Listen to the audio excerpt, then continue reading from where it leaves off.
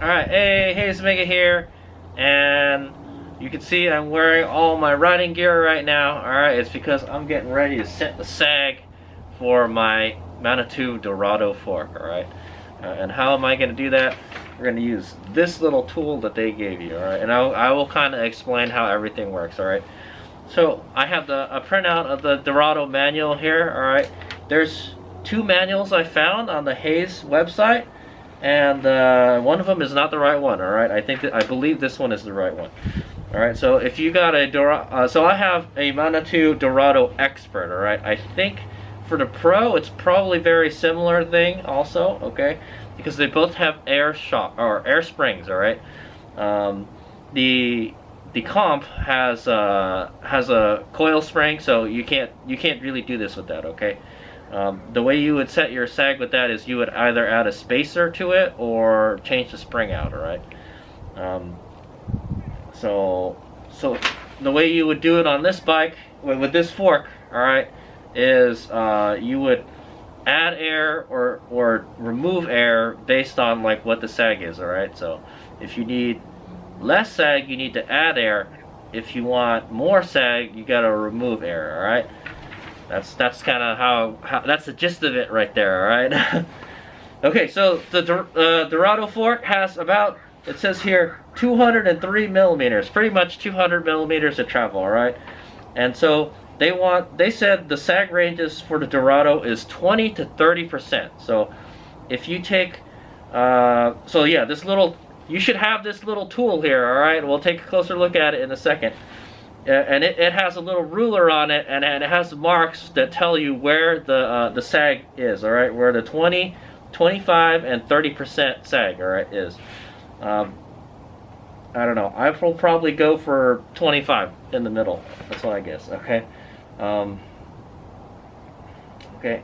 And so what that means is, like the 20, 25%. That's how much of the stroke there is, all right? So 200 or 203 millimeter of the travel is, all right? So 20% of 203 millimeter, according to this, 20% is about 41 millimeters, all right? So it's in millimeters. If you don't have this tool, what you could do is you could do the math, okay? So you could say, hey, I'm shooting for 20% sag, so you take 20%, all right? You like, I'll put a subtitle below. You multiply .20 times 200 millimeter or 203 millimeter, all right? And then that will give you the target sag that you're looking for, all right? And also there is another note. If you messed around with the travel of the fork, then you have to recalculate everything, all right? Let's say you set it for only 180 millimeters, then you got to take that you got to use that same formula I told you. Take 20% of 180, and that's your target sag right there, all right? All right, and if you guys don't know what sag is, I know I'm talking about sagging her. If you don't know what sag is, or static sag, all right? Static sag is when the rider with all of their gear on, that's why I got my gear on, is on the bike in it says here, the attack position, all right, or your normal riding position. I'm just going to be sitting on there with my hands on the handlebar type thing, okay? And yeah, so because remember, this is a mountain bike fork, so this is kind of like on a motorcycle right now. All right, so let's take a look at this tool real quick. All right, if you don't have one, like I said, you're going to have to do the math, and it's probably best that you use a metric ruler. All right, yeah, you could use a ruler. That's what I would suggest. Okay, but it's nice that they give you this little tool. It makes it easy. All right. All right. Take a closer look at this. Okay, so here you got the ruler, all right?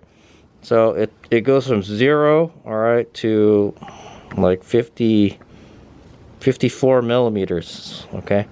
So I guess you're probably not going to go past that. All right, and then so right here there's a little, it says here sag, all right? Sag target, all right? And it says yeah, it says a 25% here, and I guess this is 20 all the way at the top, and 30 is all the way at the bottom, okay? So there's like kind of 3 targets. I will probably go for the 25%, that's my guess. All right. Okay, and then I'll show you how to use this on there, all right? But basically you would just hold this up to the seal, and then measure how far, you know, the suspension sags, and then what you do for that, all right? Okay, so what you have to do for that, all right, it helps if you have a stand like I got the bike on it right now, all right? There's a little rubber band or O-ring, all right? You could also, on suspension shops use zip ties. You could use zip ties also. All right, there's a little O-ring here, all right? And so you're gonna use that as a kind of like a marker, okay? And what you're gonna do is you're gonna put that all the way up there, all right? Well, not right now, but I'll show you how to do it. Okay, yeah, let's go over the manual real quick. Okay, so according to the instructions, you should probably have a helper to help you do this, okay?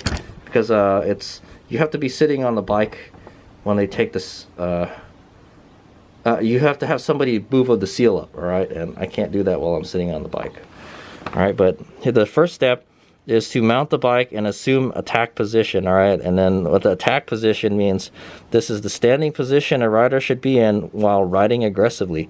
A deep bend in the knees, elbows, and heavy feet, light hands, the head and eyes scanning the trail ahead, all right? I'm just gonna sit on the bike, all right? Without activating either, I was sitting on the bike with my hand on the handlebar, all right? Without activating, the number 2 is without activating the brake, the rider should gently bounce up and down a few times to settle the suspension, all right? Number 3 is without the rider shifting their weight or activating the brakes, reset both fork and shock travel indicator rings by sliding them flush with the seal. And then the rider must now dismount the bike without pressing the fork or shock down further, all right? The helper can gently lift up the frame to minimize the effect of the weight shift while dismounting. I don't know what that is. Place the sag guide with 0 side flush with the seal. The traffic indicator O-ring should be located near the desired sag. If there is more sag than desired, adjust the air pressure higher and repeat until desired result. If there is less sag than desired, adjust the air pressure lower and repeat until desired sag, okay? The pressures of the fork and shock affect each other. As air pressure increases in the fork, the sag will decrease. This will cause more. Okay, that makes me wonder, you should probably fill it up with, you should be probably filling up the fork with nitrogen so that doesn't happen, all right? So, but I guess we don't have nitrogen. We have, you know, we just use regular air, all right? So also you will need a shock pump, all right? And then just note your pressures and go ride, okay? So I will try to put some subtitles of what I'm doing, all right? But I have a shock pump right here, all right? This is what I plan to use to adjust the sag if I need to, all right? But, and it has a little thing to let the air out here also. Very nice. It's a D&M one. Oh, okay. I know why they were talking about lifting the bike up, because the bike kind of sags. The weight of the bike actually will make the suspension sag too, okay? So yeah, you have to lift up the bike to get it to go to zero stroke, all right? 0 travel. Okay. So what I've done is I've moved the, like in the previous, earlier, I moved the O-ring all the way to the top, all right?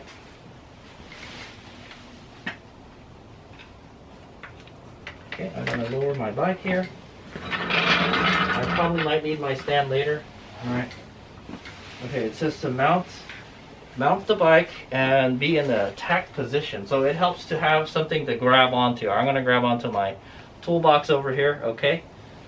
Alright. Sorry you guys can't see my head. But like, yeah, the important stuff is going on the bottom of the bike, alright? So you want to mount the bike in the position that it'll be riding. So I'll probably be like this, you know, something like that. And then what it says is to bounce up and down the bike several times. So it, like, I guess it keeps the suspension from like sticking or something. All right. So without the brakes, bounce up and down, okay? So, man, is it really soft? Okay, and then what you're gonna want to do, well, you know what, I might be able to do it. All right, sit back down on the bike in the attack position again, all right? And then you're gonna want to move that O-ring, all right? You're gonna want to move that O-ring, all right?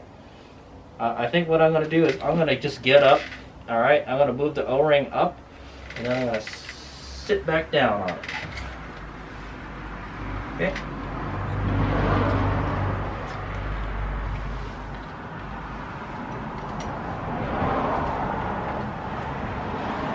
Okay, I think that's good. All right, so that's why it helps. That's why it helps to have a buddy with you, because they can help hold the bike up. All right, and you can keep the bike in the right position. All right, now you got to get off the bike.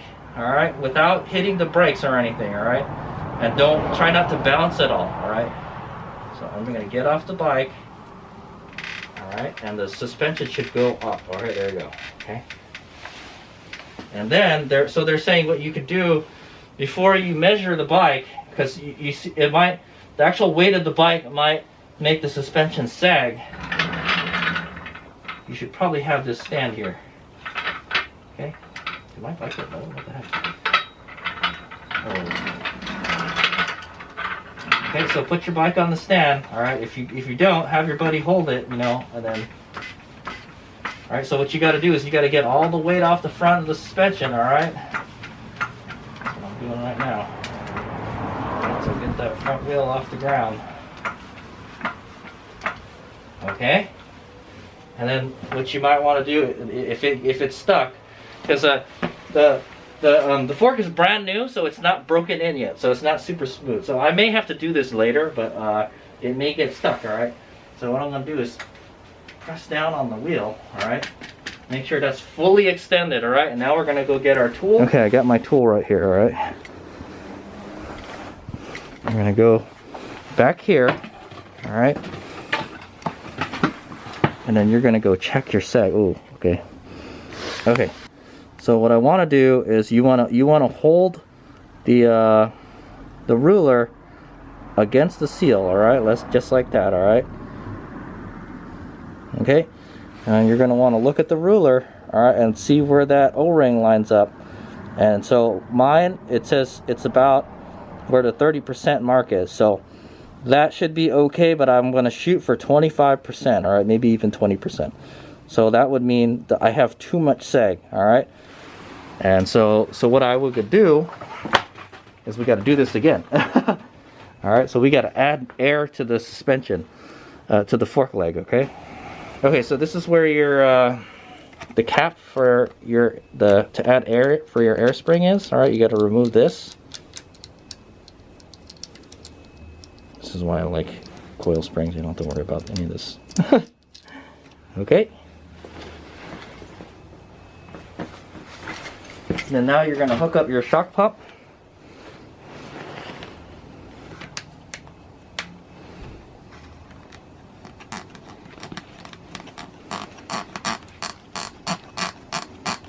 At some point you'll see air go into it. There we go. Just make sure it's tight all the way. Okay. So it says I got 80 psi in there, so I want to put a little bit more. All right, let's maybe go with 90. All right, I think 90 is like the max. So it says recommended pressure 35 to 90. All right, if you're a really light rider, you're probably going to be 35. Maybe we're gonna shoot for 90, all right? And it says the max is 120, so don't put more than 120 in here, okay? So I'm gonna pump this up until I get to 90.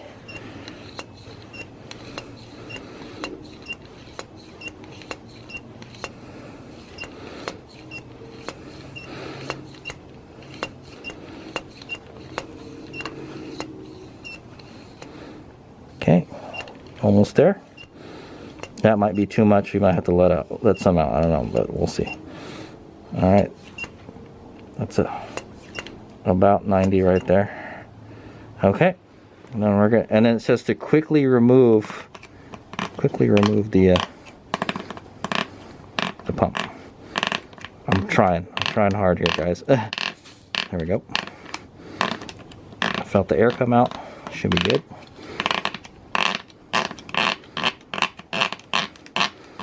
I wish I didn't have all this stuff here. Okay. Okay. I'll show it to you guys one more time. Alright. Since we just checked the seg. The first time. Okay, got my little tool here. I want to pick the bike off the stand.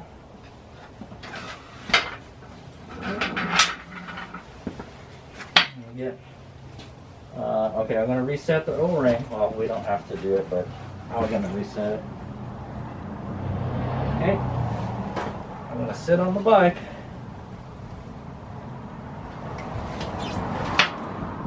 Okay,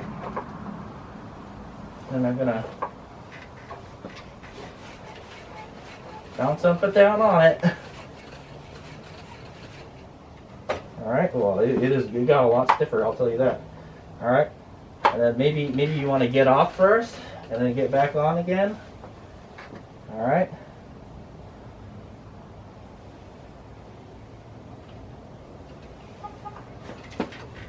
Okay, and then you want to move the O-ring up. Alright, yeah, move the O-ring up, alright? If you got a helper, this is a good time to have a helper. Move the O-ring up, alright? Then you don't have to get back. Okay, I'm going to get back on the bike, alright? And then assume the riding position. Okay. Okay, and then I'm going to dismount the bike without pressing down on anything. Alright, there, the suspension should go back up, alright? Okay, and then I'm going to put it on the stand to make sure the suspension is fully extended.